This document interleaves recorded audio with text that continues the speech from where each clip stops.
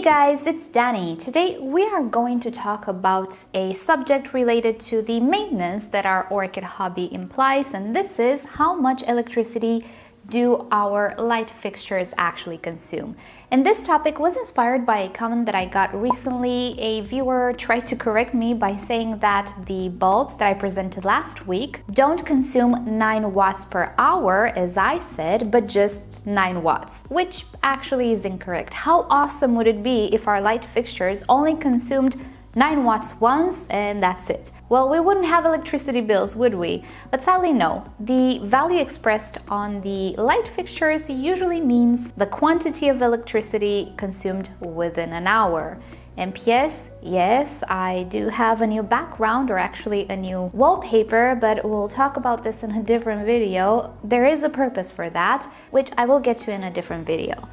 So actually, it's not very hard to determine what the specification on bulbs means. If you just do a Google search, you'll find the answer straight away. It's not a super complicated subject, but what I wanted to address today was actually the practical cases. We're gonna look at some actual light fixtures that are easily available and even popular here on YouTube, and not only, we're gonna see exactly how much they consume and what does that even mean in money. Because at the end of the day, the electricity we use in order to light our grow space costs us money.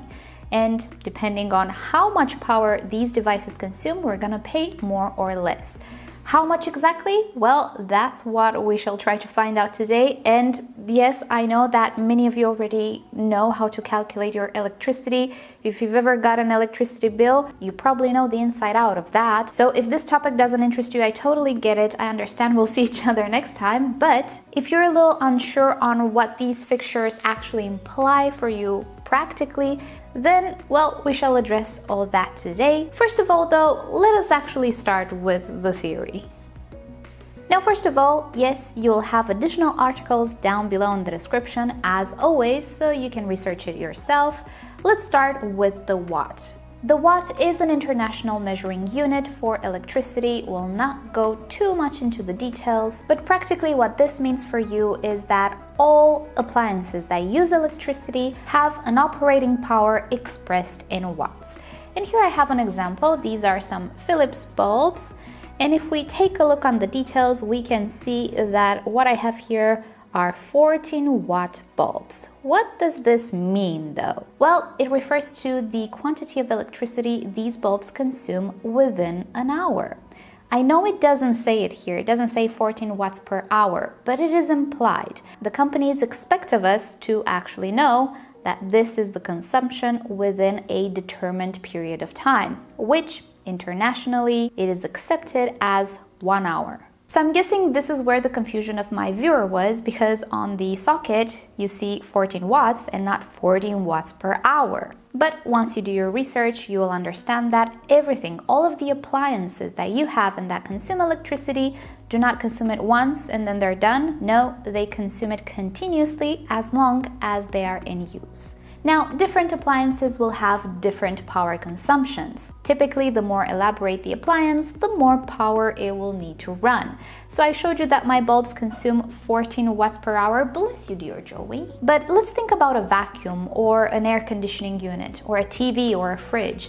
Those are more complicated appliances which need more power in order to function. So if you look on your vacuum, for example, you might find that the wattage expressed on the packaging is 1000, which means the vacuum consumes 1000 watts per hour. You most probably will not use it 1 hour, but given the formula for 1 hour, you can actually calculate how much it will consume within 10 minutes or 15 minutes.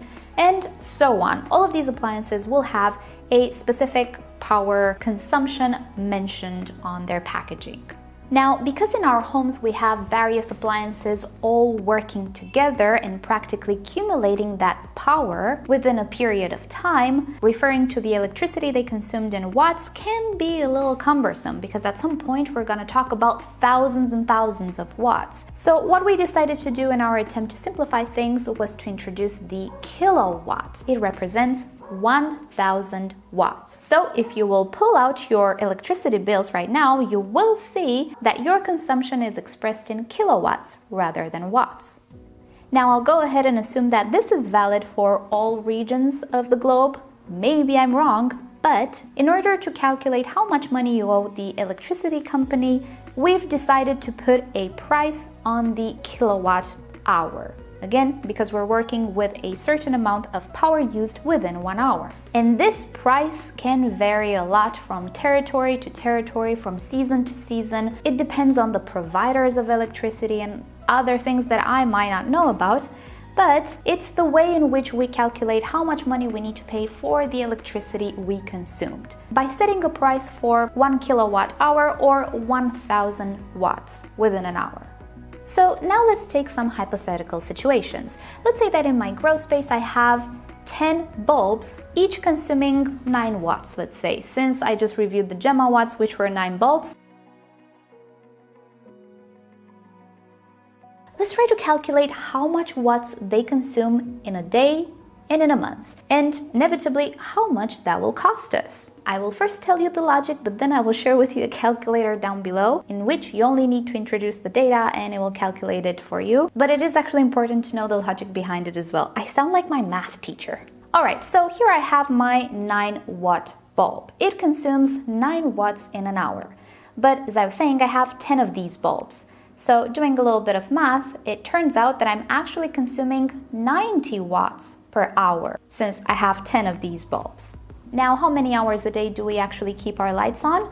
Well, let's say a minimum of 10 hours, just to be easy to calculate. Usually we keep them on 12 hours, but we're gonna get to that. Let's say I keep them on for 10 hours a day. That would mean that at the end of the day, all of my 10 bulbs consumed 900 watts, almost a kilowatt. Let's presume that our lights will always and forever work. That's why we need them. If they're consuming 900 watts per day, this means that in 30 days, which I'll take as reference for 1 month, they will consume 27,000 watts, which means 27 kilowatts, since 1 kilowatt is 1000 watts. Now, if you look on your electricity bill, you will find the price for 1 kilowatt hour. I looked through my bills, it kind of varies. I'm just gonna take a 19 cents, euro cents, that is, for kilowatt hour, which means that if we do the math, 27 kilowatts will cost me 5.13 euros. Let's just say 5 euros. So to run my 10 little 9-watt bulbs, I would need to pay about 5 euros per month. Well, that's not a big deal, is it? And it's not. And it's why I like low wattage, high output bulbs. But wait till we get to the practical cases, because things might change dramatically. Now, to put this into perspective in practice, what I have here for my African violets are actually 9-watt IKEA bulbs. I showed you the Philips bulbs that I don't use currently, but here I have 1, 2, 3, 4, 5, 6, and that one is a Gemma one, but let's say 7. I typically use 7 9-watt bulbs for all of these African violets, for all of this 4-meter space that I have here. So not even 10 bulbs, which means for this setup, I only pay about 5 euros a month, which is pretty good, I would say. But then again, this is not the only thing my home consumes. I also have ACs, and in this greenhouse I have an AC. I cannot do without it in the summer. I have vacuums, I have washing machines. All of these things will accumulate, and at the end of the month I get the bill and I don't know what to do with it.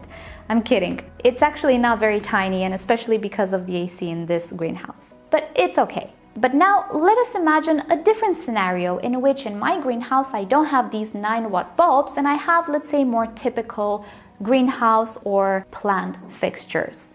So related to the subject, first I want to address another comment that I got in the poll that I did. I asked you guys if you wanted to see such a video. You guys were kind of excited about it, but I got a comment saying that typically these fixtures say they are 100 watts, but they're actually consuming less than that. So maybe 20 or something watts, which again is not true, but maybe I can understand why so much confusion around these things.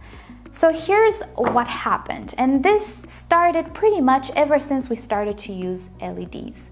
Back in the day, a million years ago when I was a kid, we used to use filament bulbs. Now, those bulbs were not economical at all if we compare them to the current day LEDs. And not only. For the more powerful fixtures in our homes, we used to use either 60, either 100 watt bulbs, which meant these bulbs consumed 60 or 100 watts per hour.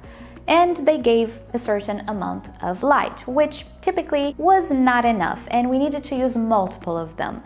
So what we did was we used them only on occasion because they consumed a lot.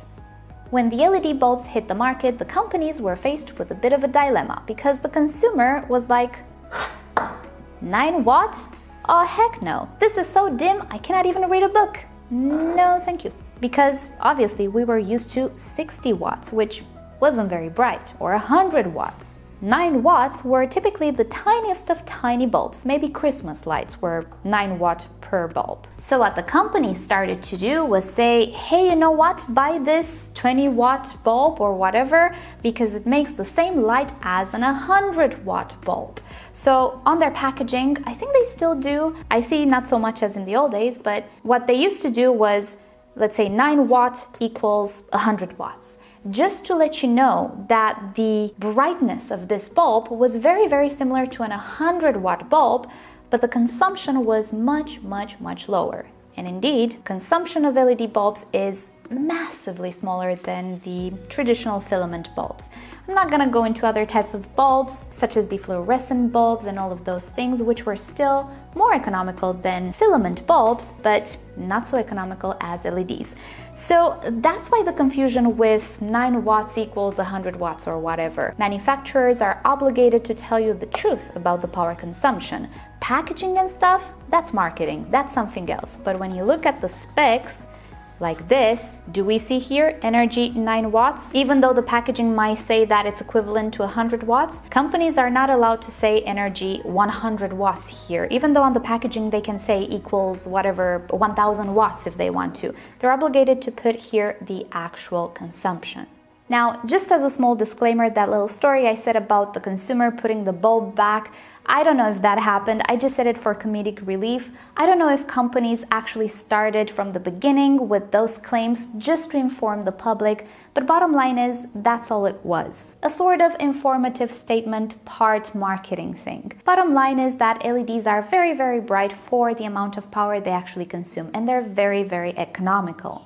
However, this does not mean that all LED fixtures are very economical, and this is where we take actual practical cases. And I have my trusty Google here. We're gonna take some light fixtures and calculate how much they actually consume. And this time we are going to calculate for 12 hours because I'm gonna use the calculator.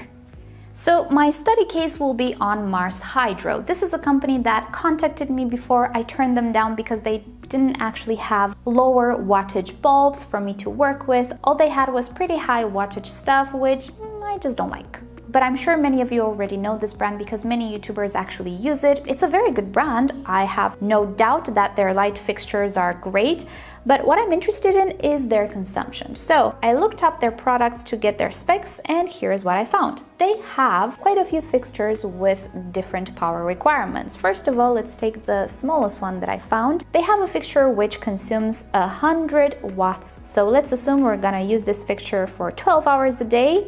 It consumes 100 watts per hour, and my price per kilowatt hour is 19 cents. Let's say maybe it's more than this now. Who knows what the next bill will bring? And we end up with the result of 6.94 euros per month, which is not all that bad. Let's take another fixture here. They have a lamp which consumes 150 watts per hour, and if we would use it for 12 hours, we would pay about 10 euros and 50 cents more on our electricity bill at the end of the month, which is still kind of reasonable. Next up, they have a light fixture which consumes 299 watts. Is that a price? Let's just put 300 watts.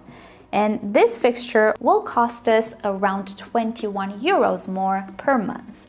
And the biggest of the biggest that I found, I'm not sure if they have even more powerful ones, we have a fixture that consumes a whopping 627 watts. Let's put that into the calculator, and if we run this fixture 12 hours a day for a month, we are going to pay 43.5 euros at the end of the month only for that fixture. So as you can see, different fixtures, different prices. It is also very true that the more wattage a light fixture has, typically the more powerful it is. And of course, we need to keep in mind why we're actually using it.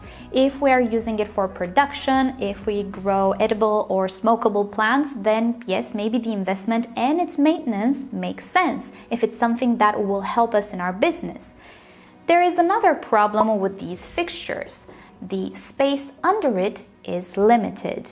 Most of the grow lights don't actually have a very wide angle such as these normal lamps. These are meant for you to illuminate your house, and they are designed in such a way to enhance brightness. They don't really care about the spectrum or how much intensity is preserved per distance. Plant lights are optimized differently. So when we're using a plant light, we might not actually have this wide angle of light dispersion. So placing plants under these grow lights needs to keep in mind on how the light actually falls in order to better utilize the quantity of light we need. We can also work with plants on a vertical, but shading is a real issue. We cannot put 100 plants under these lights, even though the lights are powerful enough, simply because they will just shade each other. Light will not go to the lower plants because we have plants above it. So bottom line, even these fixtures have some limitations, some physical limitations.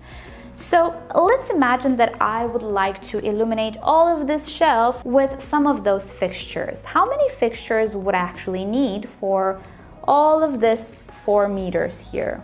Well, I would say about 4 meters of light fixtures. Maybe not, maybe 3 meters of light fixtures. How long is one of those light fixtures? 60 centimeters, 1 meter. So bottom line, I would need maybe 3 or 4 of those light fixtures. And all of a sudden, my 100 watts per hour consumption transforms into 300 or 400 watts per hour. And that will make a little bit of a dent in my electricity bill at the end of the month. It will make about a 40 or 50 euro dent, depending what light fixtures I choose. Now, in the end, these light fixtures have different types of audiences. Of course, there will be some of us which will be absolutely fine paying the maintenance of these fixtures for the outcome. We all have different budgets, different financial capabilities, different situations, and so on and so forth. Maybe some of us don't really grow only orchids. So these fixtures are absolutely not useless, and if we were to use other means, such as fluorescent or metal halides, I'm not even sure if anybody uses them, but I think so, it would cost us a lot more per month to run them and have the same light output, right? So in the end, it really is up to us and what our needs are. But it is important to understand what we are actually getting into. If we're gonna get a 100 watt per hour light fixture, we might not even feel it in the electricity bill. But if we require multiple of these fixtures, well, the situation can actually change. What is important is for you to have the correct information and to make an educated decision regarding what type of light fixtures you want. For me personally, it is very important how much energy my fixtures consume, because I do have quite a big room here. I have also the AC, which consumes so much, and when you add it all up per month, 50 euros is a thing. It's not all that little, and even if I do have those 50 euros, I'd rather spend them on something else, not electricity. Of course, my orchids are the most important thing for me, and I do want to invest in things that will help them, but it is my personal opinion that we don't actually need necessarily these very high consuming fixtures, or at least not most of us.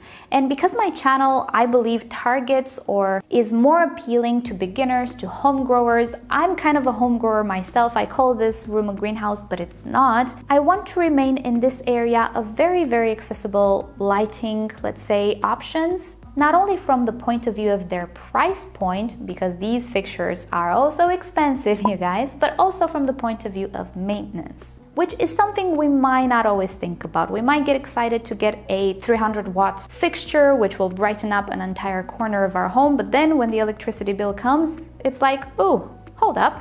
It's a little bigger than I knew it. You might feel okay with it, you might not.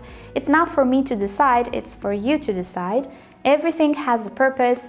But you have to know what you're getting yourself into. You have to have an informed opinion when you decide to purchase certain things. And I hope this video shed a little bit of light. As I was saying, you'll find additional information down below in the description. I'll also add the calculator, just if you want to play around with it and calculate how much certain appliances consume per month for you. You can do so below. My main consumers are the ACs and these light fixtures that I have in my grow room. And it makes sense for me and my audience to stay in the realm of relatability rather than plaster grow lights all over my greenhouse. I don't think it's needed, and I don't think I would like to spend that much on electricity, but that is just me and my situation. At the end of the day, the decision has to belong to you and you only. So with that said, thank you so much for watching. Hope you have a great weekend, and you know the drill. Like or dislike this video below. Subscribe to my channel for regular orchid videos, tutorials, experiments, discussions of the sorts. Why not? If you're into African violets and other plants, check out my second channel. I have been posting quite a lot there as well. And also check out my Facebook and Instagram pages for even more orchids. So with that said, I'll see you next time. Bye!